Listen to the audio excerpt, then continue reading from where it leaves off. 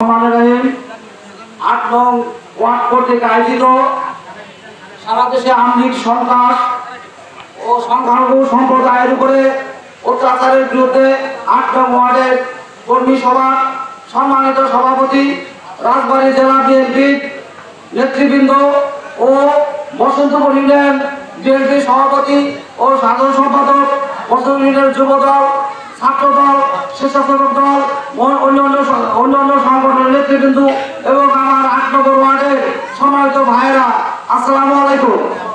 আসলে বক্তব্যের শুরুতে এখানে বক্তব্য রাজনৈতিক কেবল বক্তব্য দেবো না, রাজবাড়ির অনেক নেতৃবৃন্দ আসছেন, জেলা নেতৃবৃন্দ আসছেন, ওনার বক্তব্য দিলে আমি দুটি কথা বলবো। সাধারণত আমি বক্তব্যের প্রথমে গত সে পুলিশ হাসিনা পতনে যে ছাত্ররা নিহত হয়েছে তাদের আত্মার মাগফিরাত কামনা করছি এবং সবাইকে অনুরোধ করবো, আসলে তো এই খুনি শেখ হাসিনা সে পর্যায় করে দেশ ছেড়ে ফেলে বলাইছেন।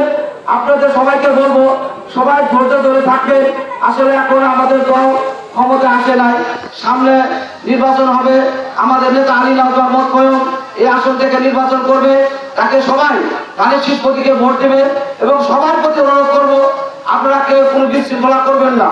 আমাদের দলের ভিতরে কোনো ভাঙন নাই, আমরা বসন্তপুর ইউনিয়ন বিএনপি সবাই একত্রিত আছি এবং আপনাদের আমরা কোনো ভেদাভেদ নেই, আমরা কোনো ভেদাভেদ নেই। আমাদের বসন্তপুর ইউনিয়ন অনেক শক্তিশালী, আমাদের যুব দল শক্তিশালী, ছাত্র দল শক্তিশালী, সবাই আমরা শক্তিশালী আছি।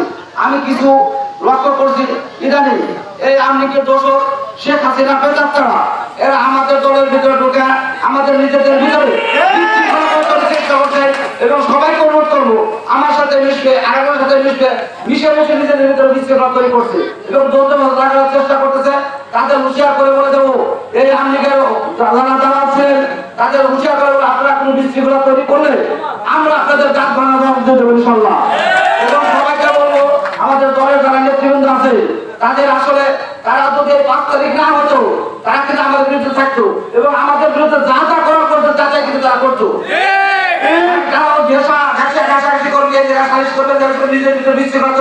আমি সবার মধ্যে অনুরোধ করবো ভাই, আসলে এখন আমাদের দলটা একটা পরিবেশ আসছে, আমরা সবাই একত্রিত থাকি, আমরা সবাই মিলেমিশে থাকি। আর যারা আমলিকের দালাল ওরা মিশতে চেষ্টা করবে, আমাদের বিশৃঙ্খলা তৈরি করবে, তাদের আমরা বয়কট করবো।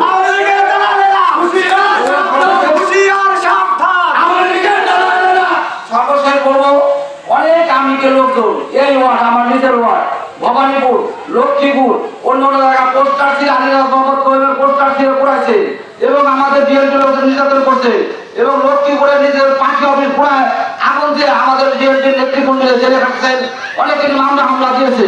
সবাই হুঁশিয়ার করে বলবো আপনাদের আমরা 100 ছাড় দেবো না। তারা আমাদের সাথে নৌকা নির্বাচন করছেন, আমাদের সাথে একসাথে মেলামেশা করছেন, আপনি তো অন্যান্য করতে আছেন, আপনাদের যদি বিশৃঙ্খলা তৈরি করেন আপনাদের 100 ছাড় হবে না।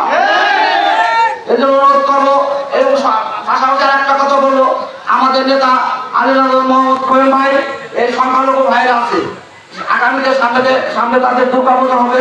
এই দুর্গা পূজায় আমাদের যে কটা পূজা হবে 8টা কি 9টা পূজা হবে, প্রতিটা পূজা মণ্ডপে আমাদের ছাত্র দল, যুব দল এবং আমরা যারা আছি আমরা পাহারা দেব।